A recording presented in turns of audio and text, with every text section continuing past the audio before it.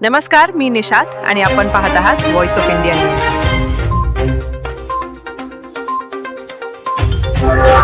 नमस्कार, आपण पाहताय व्हॉइस ऑफ इंडिया न्यूज आणि आपण आहात माझ्यासोबत मी आहे सलीम खलील. पाहूया मुंबईतील काही महत्त्वाच्या घडामोडी.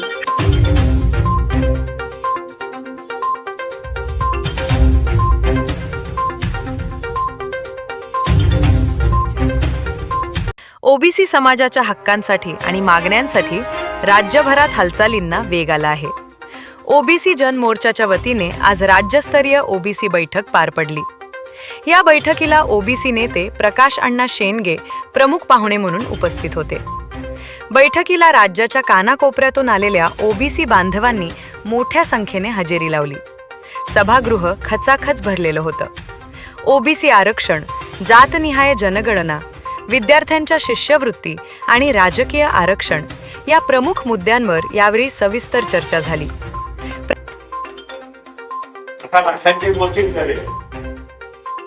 ज्या 58 मोर्चे निघाले त्या मोर्चाची मागणी काय होती? त्या मोर्चाची मागणी अशी होती की आम्हाला कुणाच्याही ताकदनं घ्यायचं नाही, कुणाचे आरक्षण न लावता आम्हाला मराठा म्हणून 50% वरचं आरक्षण पाहिजे.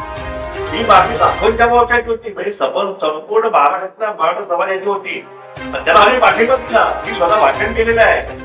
ही योग्य मागणी आणि यांना न्याय मिळाला. जरांगे पाटलांचं काय झालं? मागणी बदलली.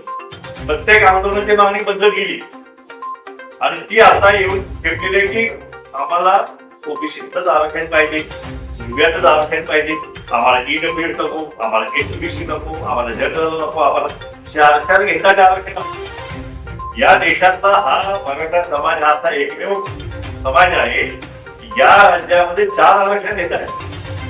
या ठिकाणी आता तुमच्या घेतले ईडब्ल्यूएस घेतला, एससीबीसी घेतलेला आहे आणि उपनोंदणी घेतलेली आहे.